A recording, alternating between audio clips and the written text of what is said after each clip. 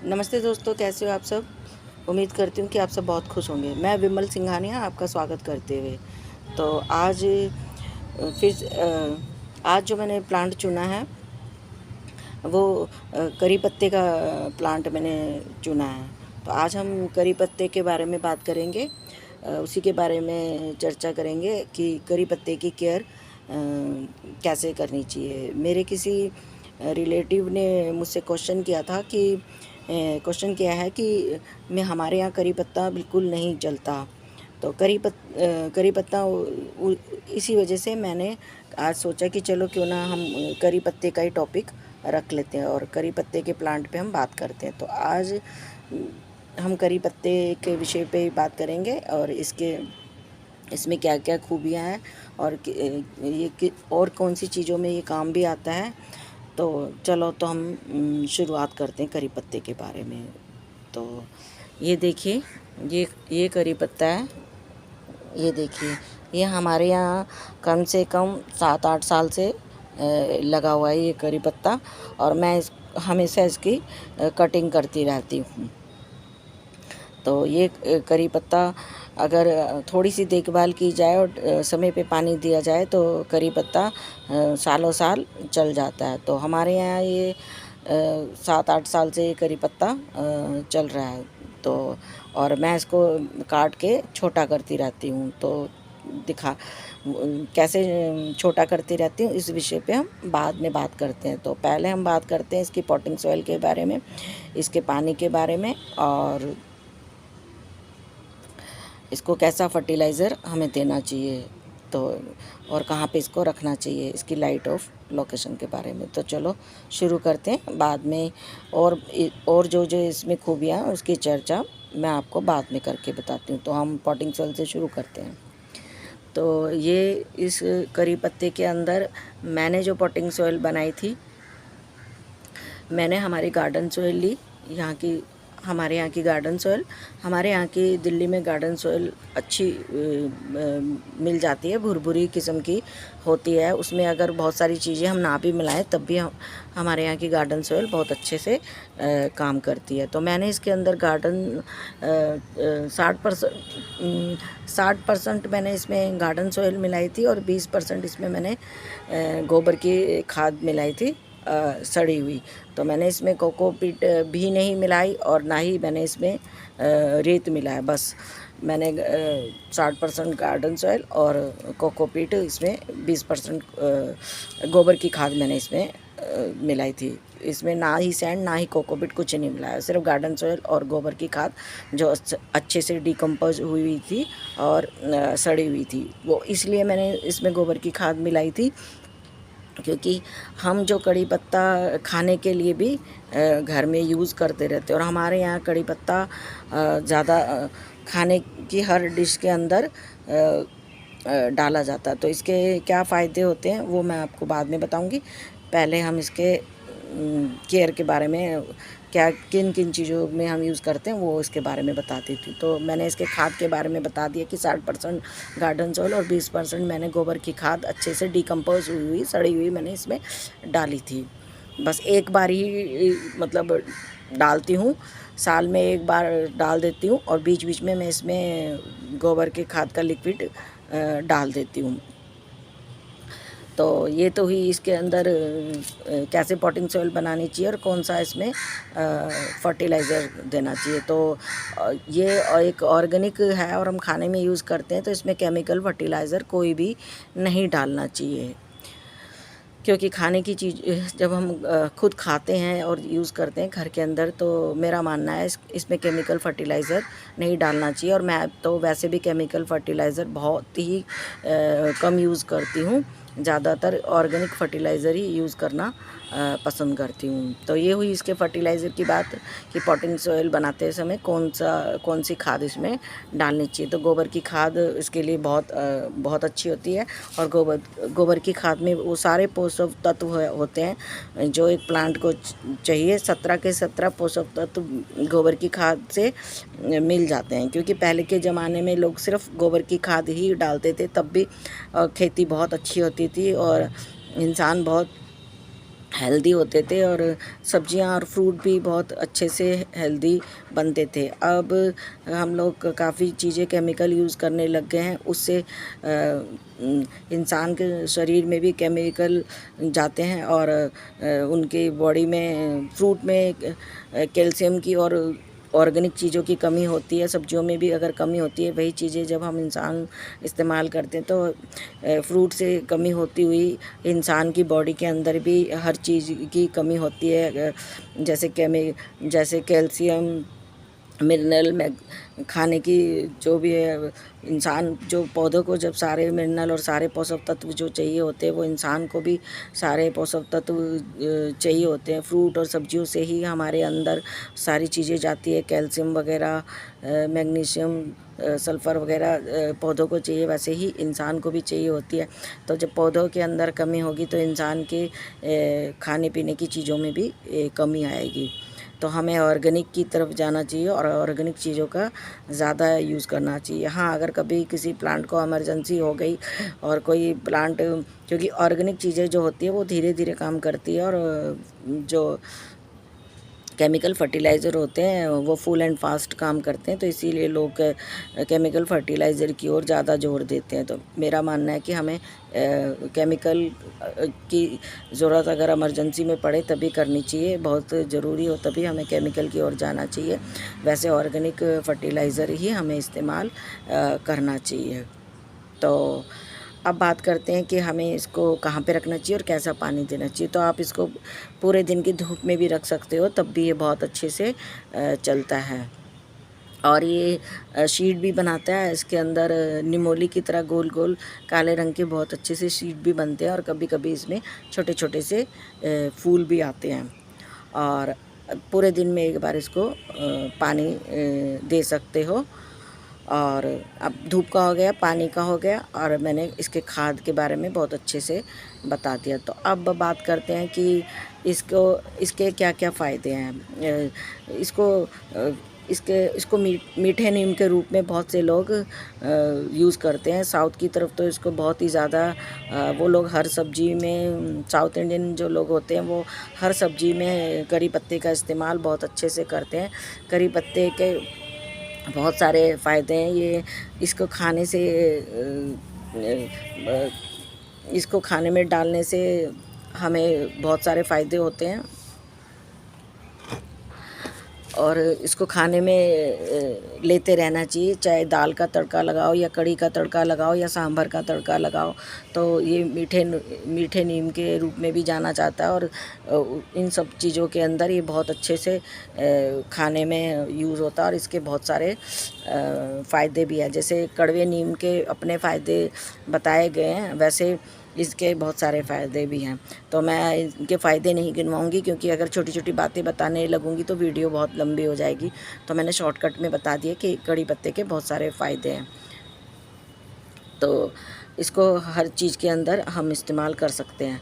और कुछ लोग इसको अपने मेहंदी के लिए भी, जब मेहंदी का पेस्ट बनाते हैं तो इस करी पत्ते का पेस्ट भी तैयार करके मेहंदी के अंदर डालते हैं। करी पत्ता अपने बालों को काला भी करता है और हेल्दी भी बनाता है और बाल झड़ने से भी करी पत्ता रोकता है। तो आप जब भी मेहंदी का पेस्ट बनाते हो तो उसके अंदर भी करी पत्ते का पेस्ट बना के आप डाल सकते हो, तो आपके बालों को काला करेगा, हेल्दी करेगा और बाल झड़ने से भी रोकेगा। तो ये एक टिप्स तो मैंने करी पत्ते का बता दिया है।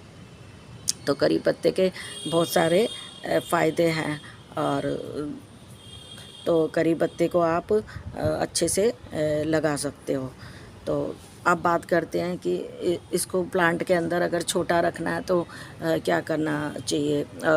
अगर आप इसको बड़े पॉट में लगाओगे तो ये बड़ा होता जाएगा। मैंने एक नॉर्मल पॉट में इसको लगाया हुआ है, क्योंकि मैं इसको ज़्यादा लंबा नहीं रखना चाहती। तो अब मैं इसके बारे में भी आपको दिखा देती हूँ कुछ अलग से। ये देखिए बहुत पुराना प्लांट है, देख पा रहे हो आप। ये देखिए, थोड़ा सा इसको इस्तर कर देती हूँ अपनी तरफ। ये देखिए, ये देखो, ये कितनी जगह से कटा हुआ है। ये देख रहे हो, 1 2 3 4, ये और इसका इतना बड़ा ये इसका ये तो इतना बड़ा इसका तना है, ये देख रहे हो कितना बड़ा इसका तना है।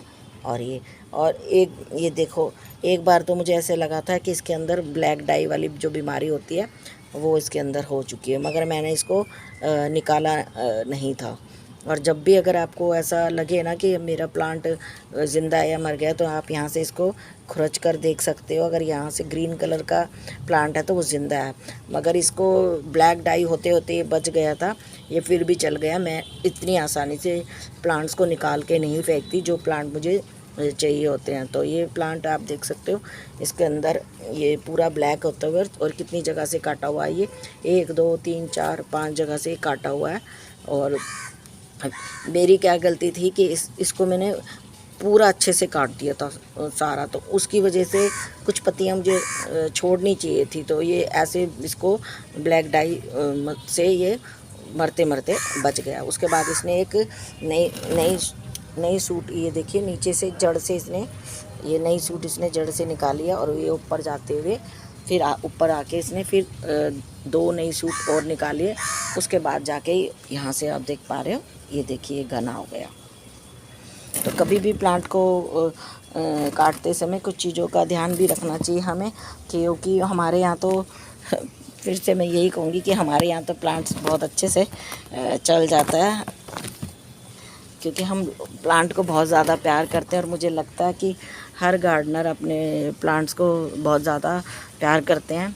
मैं भी अपने प्लांट्स को बच्चों की तरह प्यार करती हूँ। देखिए ऊपर जाके कितना अलग अलग से ब्रांचेस निकाली है। ये देखिए यहाँ से इसने 2 ब्रांच, एक ब्रांच से देखो ये 2 ब्रांच की है। फिर इसने ऊपर जाके ये देखिए पिंचिंग करने के बाद में और इसने निकाली है। फिर यहाँ पे भी इसने और निकाली, और हम कंटिन्यू इससे पत्तियाँ उतारते रहते हैं, खाने में डालते रहते हैं। आप देख पा रहे हो ये कितना हेल्दी है। तो और अब इसके बारे में मैंने सब कुछ बता दिया है। अब एक चीज़ मैं और आपको बता देती हूँ कि मैं कैसा लिक्विड इसमें डालती हूँ। तो ये देखिए,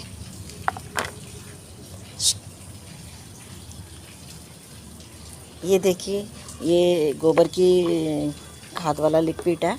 ये देखिए, अब ये इसमें ऐसे वाइट जब आ जाता है पूरी तरह से, तो समझना चाहिए कि ये गोबर की खाद का लिक्विड तैयार है। ये देखिए ये गोबर की खाद का लिक्विड है। तो आप इसको कैसे डालना चाहिए, अगर 1 लीटर गोबर की खाद का लिक्विड आप ले रहे हो तो उसके अंदर 10 लीटर पानी के अंदर डाल के आप सभी प्लांट्स के अंदर एक डाल सकते हो। तो ये वाला जो गोबर की खाद का आप लिक्विड देख पा रहे हो, मैं ये वाला करी पत्ते में डाल देती हूँ, क्योंकि खाने की जो चीज़ होती है, कोई भी चाहे सब्जियाँ हो, सब्जियाँ आप तैयार करते हो या कुछ भी तैयार करते हो, तो उसके अंदर ऑर्गेनिक चीज़ें ही डालनी चाहिए, क्योंकि हम खाने में यूज़ करते हैं। पीछे कुछ साल पहले मैंने टमाटर उगाए थे, मगर हमने वो घर में खाने में यूज़ नहीं किए थे, क्योंकि उसमें कुछ चीज़ें मैंने उसकी जो मिट्टी थी ना वो बहुत अच्छे से नहीं बनी हुई थी। तो मैंने उसको बस ऐसे ही शो किया, वो प्लांट मैंने तैयार किए थे और हमारे यहाँ बहुत सारे टमाटर लगे थे। तो जब भी अगर कोई सब्जियां वगैरह सब्जियां मैंने सारी बो कर देखी हुई है, टमाटर, भिंडी, मिर्ची, धनिया, काफ़ी चीज़ें मैंने उगाई थी, मगर अब इतनी खेचल होती नहीं है, तो फिर मैंने सिर्फ प्लांट जो मुझे शौक़ है मैंने वही रखे हुए। तो चलो अब हम सीडलिंग की अपडेट दिखा देते हैं आपको।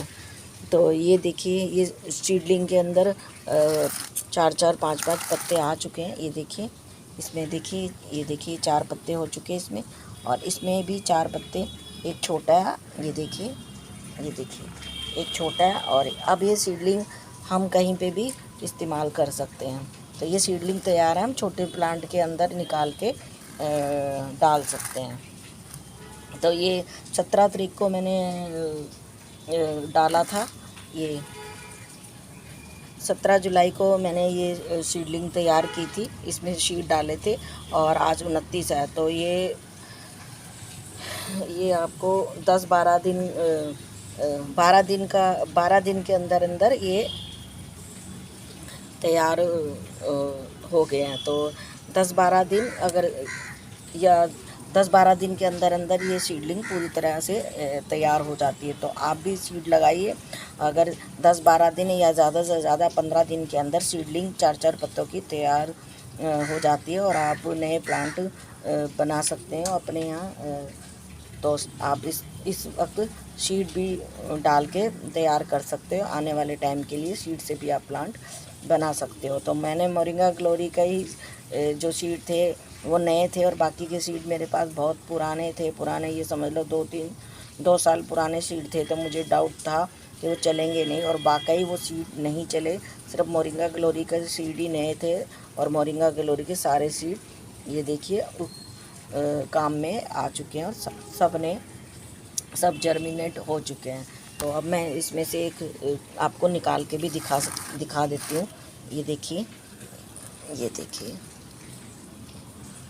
ये देखिए, देख पा रहे हो? ये इसकी वाइट रूट्स इसकी सारी तैयार हो चुकी है। ये देखिए, ये देखिए, 10-12 दिन के अंदर अंदर ये प्लांट इस तरह से सफ़ेद देखो कैसी इसकी जड़ें निकली हुई है, कितनी सुंदर इसकी रूट्स बने हुए हैं।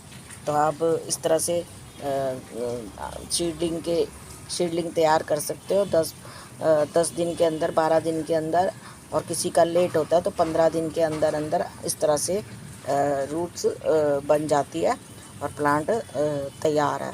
तो आप सीडलिंग से भी पौधे तैयार कर सकते हो। तो लगाइए सीडलिंग, नए सीड लाइए जो आपको पसंद है। तो सीडलिंग भी आपके यहाँ बहुत अच्छे से हाथों से करोगे तब भी प्रैक्टिस होती जाएगी और सीड भी बहुत अच्छे से तैयार होते जाएंगे।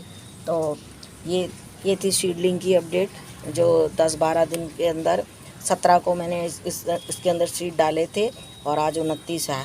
तो ये पूरे सीड 10-12 दिन के अंदर अंदर तैयार हो चुके हैं। तो मैंने तैयार तो ये बहुत पहले हो गए थे मगर मैंने इसलिए नहीं निकाले जब तक सीड में 4 पत्तियां बन जाए तभी पूरी तरह से सीडलिंग तैयार होती है। और तब 4 पत्तियों को 4 पत्तियां जब सीडलिंग में हो जाए तब आप दूसरे पोट में इसको शिफ्ट कर सकते हो। तो मैं 4 पत्तियों का इंतज़ार कर रही थी। अगर चाहती तो 2 पत्तियों में भी निकाल के मैं दिखा सकती थी। 1 हफ्ते के अंदर भी सीडलिंग तैयार हो जाती है, मगर मैं कच्चे काम कभी नहीं करती जो कि प्लांट को भी नुकसान हो। और जो अगर कोई सीखना भी चाहे, मेरा फ्रेंड कोई मेरी वीडियो को देख के अगर खुद करना चाहे तो उसको कच्ची खबर ना मिले, पक्की खबर मिले, वो पूरी तरह से अच्छे से उसको ट्रेनिंग मिले। ना कि हफ्ते के अंदर अगर मैं इसे निकाल देती तो वो भी अगर कोई देखता मेरी वीडियो अगर बनाता तो वो भी हफ्ते में निकाल देता तो आगे सीड जाके उसका प्लांट जाके मर जाता। अगर अब इसके अंदर 4 पत्तियां हो चुकी है तो सीड को इस प्लांट बन चुका है 4 पत्तियों से, तो अब इसको कोई ख़तरा नहीं है। अब इसके अंदर 4 पत्तियां बन चुकी है। अब अगर आप इसे पोट में डालोगे तो ये बहुत अच्छे से चलेगा। और अब इसके बाद में जब ये प्लांट फैलने लगे तो आप हौले हौले 1-1 2-2 पत्ती का पिंचिंग करते रहोगे तो पूरी तरह से ये प्लांट तैयार है। तो बातें तो बहुत सारी होती है, अगर बताने बैठो तो फिर वीडियो लंबी हो जाती है, तो हम वीडियो को लंबी नहीं करेंगे। वैसे भी मुझे लग रहा है काफ़ी लंबी हो गई है। तो अगर मेरी वीडियो अगर आपको पसंद आती है तो लाइक कीजिए, कमेंट कीजिए, सब्सक्राइब कीजिए, बेल का बटन प्रेस करना मत भूलिए और अपने दोस्तों के साथ भी शेयर कीजिए।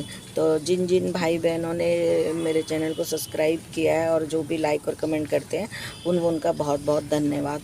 तो जुड़े रहिए और अपना प्यार और आशीर्वाद बना के रखें। कल फिर नए टॉपिक पे मिलते हैं, नए विषय पे, नए प्लांट के साथ। तो आपसे विदा लेते हुए धन्यवाद।